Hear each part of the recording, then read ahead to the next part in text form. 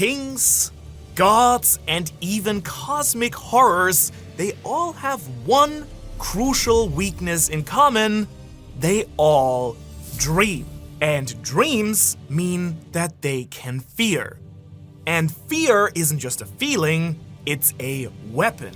And Ashiok is the ultimate master of them, a being that preys on the anxieties and dread that every living creature has. They don't seem to care about power or worship, they only care about the morbid curiosity of how your mind breaks. From the courts of the gods on Theros to the oily machine hell of New Phyrexia, Ashiok is orchestrating a symphony of terror in the shadows. But who or what are they really, and what is their goal here? Join me today as we step into the manifestation of fear itself. Ashiok, the living nightmare. Even if I ask you to try your very hardest to design the very concept of fear itself, you probably wouldn't land on something as unsettling as Ashiok here. And they really feel less like a person and more like a hole where a person used to be, with a bunch of mind-melting smoke pouring out of the hollow shell of a body. And the smoke is really key here, not only to the design, but also to the powers that Ashiok wields. You're gonna have to think about it like the physical manifestation of a bad feeling creeping up your spine, an extension of Ashiok's nightmare magic made real. A darkness that just makes your hair stand up on end as Ashiok reaches into the depths of your very mind. Now, as you might have already guessed from all that, Ashiok isn't really all too concerned with making bodies hit the floor, if that's what's gonna happen. Their end goal is actually to unleash unnatural horrors from the minds of all who cross Ashiok's path. Jace Beleren may be the mind sculptor, but Ashiok is the fear sculptor. Very fitting, because I learned that Ashiok was literally designed to just be evil Jace. Jace's and Ashiok's stories are deeply interwoven, but so are their very existence in the real world, not in the lore, at least not yet. Like, there's always a lot of room, I think, here for Wizards to tie Ashiok deeper into Jace more, especially with the upcoming set of Reality Fracture and whatever's coming down the pipeline next year. But allow me to get a little bit more specific for you. The magic that Ashiok has is built around dreams, fears, and nightmares, specifically the ability to reach inside someone and pull those very things out into existence. They aren't illusions or hallucinations, they are quite real. Creatures born directly from your worst thoughts, given form, and then turned against you. Once freed from the subconscious, they become extensions of Ashiok's will, eager to tear down the very people who once tried to bury them. Which makes perfect sense, because fear is the great unifier in Ashiok's own mind. They believe that there is truly only one universal threat: terror. And their eager curiosity towards the subject informs all their adventures.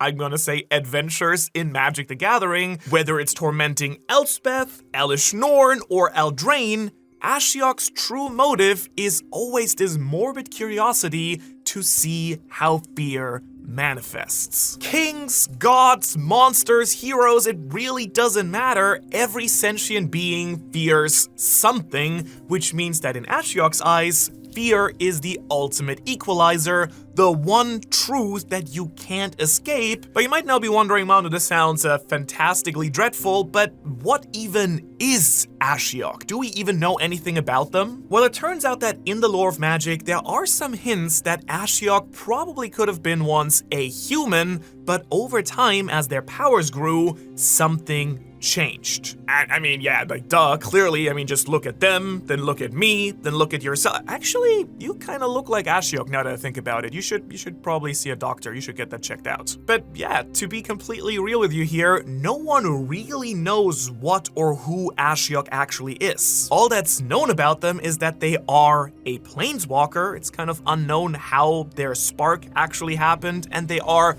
just creepy as hell in a very beautiful way. They kind of got this Slender Man sort of vibe going on clearly, with the pale skin, the messed up face, and the long fingers. Like, all they're missing is a terrible movie and a legendary indie game to, bring it home. And don't even get me started on the messy politics around Ashiok's gender, because it is one slippery slope the closer you look at Ashiok. Like, early descriptions in the Theros set bounced around, with in-universe and IRL folks calling Ashiok he, other avoiding it entirely or just using they, but over time, with many contradictions and clarifications, the official stance became very clear.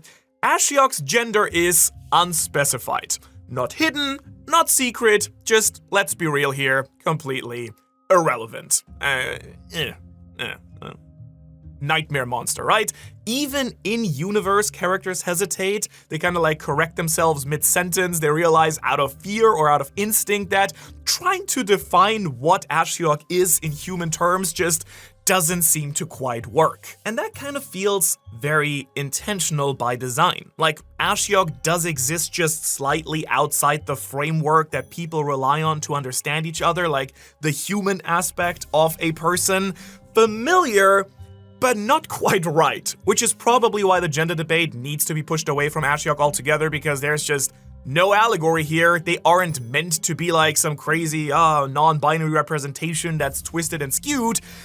This is simply Ashiok, a terrifying monster being beyond comprehension who doesn't want or need to be comprehended and put into any weird boxes. And I feel like it's fair to say that without any doubt, they are one of the greatest ongoing mysteries inside Magic lore. Something that we will surely learn about as the story continues, and the best way you and I can try and get the jump on this is to look into their actions, their history, and their stories to get a bit of a better picture of the living nightmare that has been haunting all of the multiverse. Ashiok, Scourge of Theros. The first time that we see Ashiok is in a set in Theros where they've come to bargain. Now, what you kind of need to know about Theros here is that it is like the perfect playing ground for a nightmare-weaving creature like Ashiok, and that's because Theros isn't just another plane, it's a world where belief isn't just symbolic, it's pretty much the key to how the entire plane operates. And Ashiok was apparently well aware that faith is what shapes reality on Theros, and if enough people believe or are devoted to something, it can ascend to Nyx, the realm of the gods, and actually become a god themselves. Now, most characters who actually find out about this secret system immediately start thinking to themselves, wait a second, how do I become worshipped? Looking at you, Xenagos, you little satyr tyrant. I'm gonna do a video about you sometime. But here's the kicker.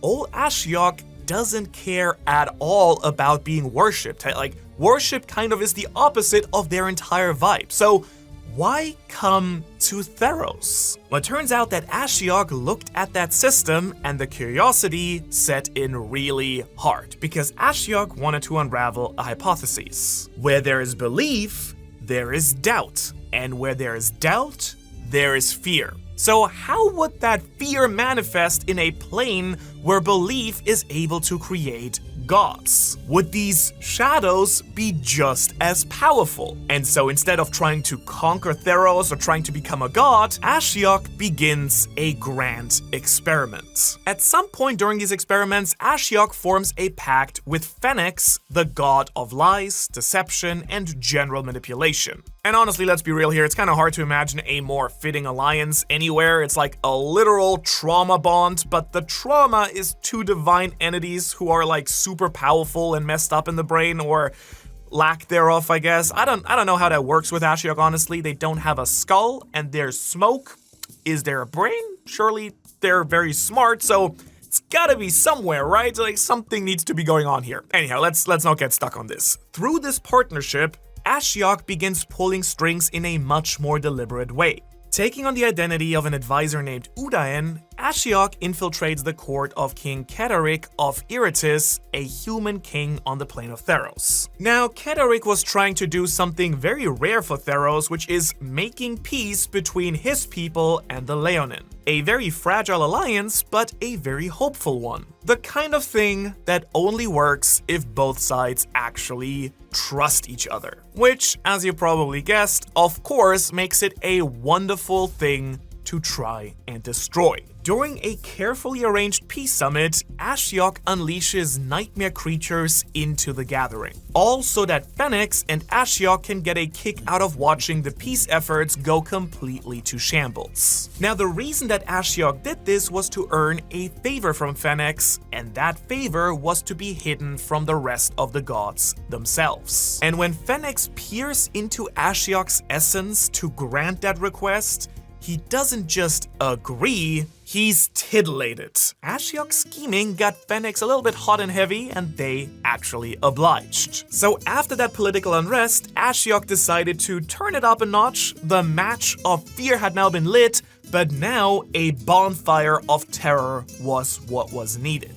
By starting to invade the dreams of Theros' people, Ashiok begins to warp the dread and anxiety over everyone, turning quiet worries into overwhelming dread. Entire cities begin to feel it. Sleep and dreams stop being safe. Ashiok Kruger over here was having a nightmare on Theros Street, and from that unrest, a new god was born. Cacophony, the god of cities. A god born entirely from collective nightmare, from noise, panic, and the overwhelming pressure of minds unraveling at the same time, hence the name cacophony, which is defined as a harsh, discordant mixture of loud, unpleasant sounds or a chaotic, unharmonious blend of elements. Use that word next time your family members start shouting about taxes or politics. They'll be very impressed by your big words and surely stop discussing right away. And just like that, Ashiok proves their theory. In a place like Theros, fear alone can create divinity. Now, turns out that Ashiok's little child was not long for this universe, because Aphara, the god of cities, destroys cacophony almost immediately, like an immune system rejecting something unnatural. Unaware, however, of what actually brought this demon god into existence, because Ashiok's presence, as you remember, was now hidden from the gods. And from there on out, their influence just spreads a little bit more quietly. The people of Theros are consumed by fear. The perfect battery for Ashiok's powerful magic. Ashiok begins gathering the power needed for something far more ambitious and very anime-esque, honestly, because Ashiok intended to cast a spell that would plunge all of Theros into an endless sleep.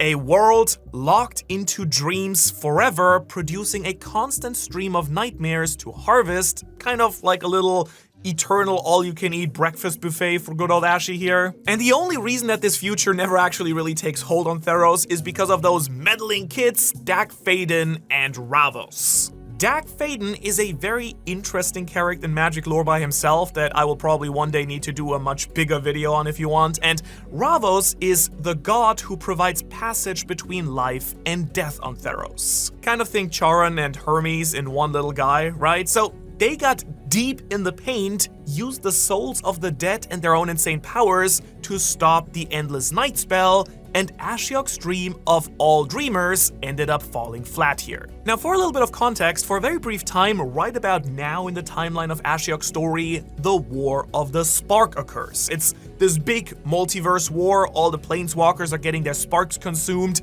and that's pretty bad. It turns out that Ashiok was actually there, but quite frankly, we still have no idea what Ashiok was actually doing. They appeared, did something, and then were gone back to Theros. I don't know about you, but I kind of have a feeling that we're gonna find out at some point that Ashiok has been pulling strings from behind the scenes way more than we all ever realized. So after the big loss against Dak, Ashiok doesn't lash out or anything bad like that. Instead, Ashiok goes to mess with Elspeth Tyrell, who's trying to survive the underworld. If you're curious how that happened, you can learn all about that in my Elspeth video, but mostly Ashiok is just there to absolutely make her life an unliving hell. But most importantly for Ashiok, they actually uncover a dark secret inside the sick and twisted mind of Elspeth. Ashiok finds a fear unlike anything else on Theros. Not doubt, not insecurity,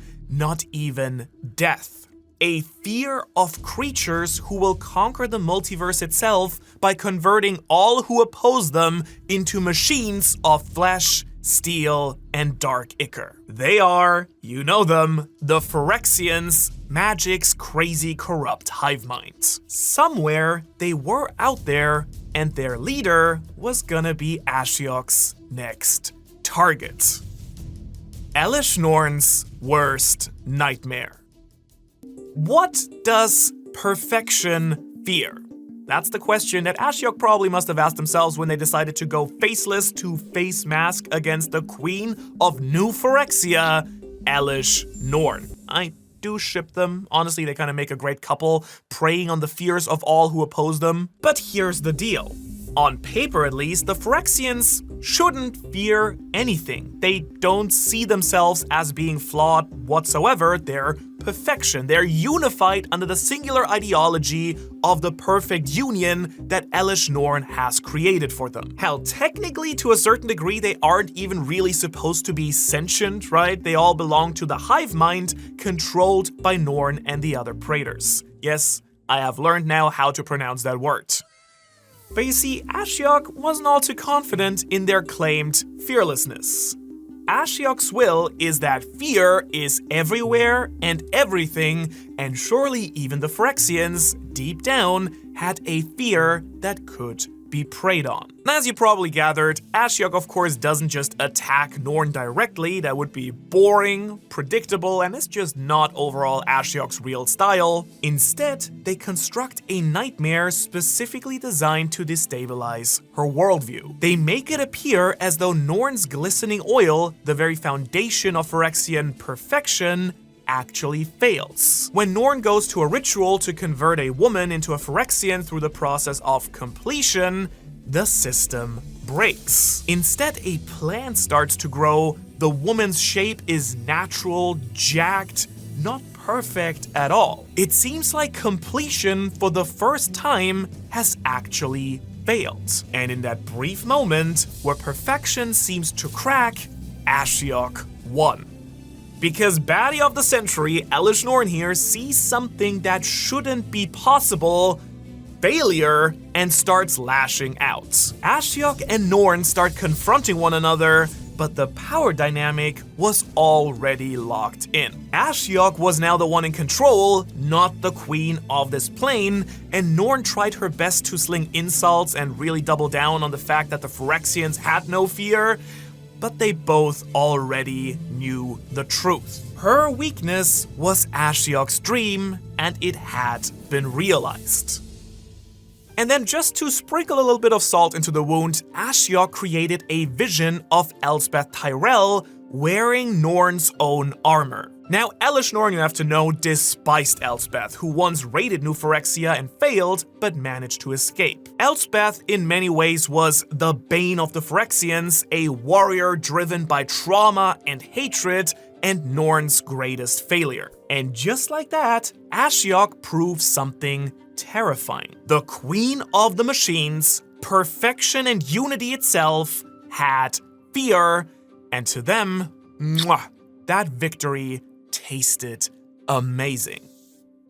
The Specter of Eldraine. After the chaos of the Phyrexian invasion and the multiverse shaking the sparkening, most planeswalkers lost something very fundamental, their spark, but not Ashiok. For some reason, Wizards said that this little freak needs to keep their spark so they can continue to just torment everyone and anyone in the background. Ashiok's morbid curiosity of fear next leads them to Eldraine, a world already pretty much on the brink of ruin. Now, in case you actually worked yourself through some other videos on the channel, you might know that I already briefly touched on Eldraine in my Garrick and Oko videos, but it's basically this fairy tale / Arthurian Knights of the Round Table inspired plane. However, at this specific moment in time, it was a kingdom plagued by a magical sleep that had overtaken much of the population. Entire cities, entire courts just gone completely quiet. In order to stop the Phyrexian invasion on Eldraine, the Faelord of the Wilds, Talion, and 3 witches, Hilda, Agatha, and Ariet, plunged the plane into the Wicked Slumber. Now, this was only supposed to hit the Phyrexians, but it didn't quite work the way that was intended in the end. It did not lift after the invasion ended, and instead started spreading to the rest of the plane's living creatures, which, as you can imagine, just made it the perfect playground for Ashiok. This time around, they didn't even have to plunge this plane into sleep themselves. Others had already done it for them. Theros, move over! It's time for Eldraine, which is perfect. And Ashiok got to work right away. They were dragging the fears of Eldraine citizens into the waking world and started weaponizing them. Creatures born from half-formed anxieties, from distorted fairy tales, and really from everything lurking beneath the surface of a cursed kingdom are suddenly walking around like they belong here. And I gotta say, thank goodness that Ashiok isn't messing with my dreams. That'd be very bad. Now, Ashiok isn't a greedy entity, so spreading the wealth is okay in their books. So Ashiok actually aligns with Ariet, one of the architects of the Wicked Slumber Curse. The other witches were actually slain, the Faelord conquered, and Ashiok knew that someone was coming to ruin their fun. This alliance would prove fruitful in stopping whomever was trying to kick their butt. Luckily though, another ally appeared in the form of Rowan Kenrith, former planeswalker and twin sister of High King Will Kenrith. Turns out that she was Ariad's niece. She wanted a way to stop the Wicked Slumber and was easily manipulated into joining Ashiok's and Ariad's cause. She'd already lost the rest of her family, and her aunt was pretty chill, I won't lie, and then the time finally came. Ashiok's enemies finally showed their faces. High King Will Kenrith, Ice Mage Supreme, and Kellen, the Fey-blooded hunter, they'd be trying to free Eldraine from the slumber, and their final stand had come. Kellen bobbed and weaved, distracting Ashiok, barely able to hold his own, but it was just enough. Will was busy fighting his sister Rowan, but that was all one grand distraction because with one mighty shot, Will shot an ice lance at his sister, who easily dodged it, but was not the target Ashiok had been. So Will landed a direct ice strike to Ashiok's chest, and the balance shifts just enough. Not a defeat here, but a disruption. Ashiok fled into the unknown, waiting to haunt yet another plane at another time, the ghost that haunts the dreams of all, a cosmic horror unlike anything else in Magic the Gathering. Except maybe the Eldrazi. These Lovecraftian deities from beyond the multiverse itself, hell-bent on consuming universes the way you or I eat cookies from a jar. They are gigantic, unstoppable beings of chaotic cosmic order, unlike anything else. And if you want to learn all about them, you can check out this video where I break them down. I'm very curious, honestly, what would happen if Ashiok and the Eldrazi interacted. Do they dream? Let me know what you think in the comments. Otherwise, thanks so much for watching. If you have any other requests, criticisms, demands, and denials, put them in the comments below, and I will hopefully see you in the next video.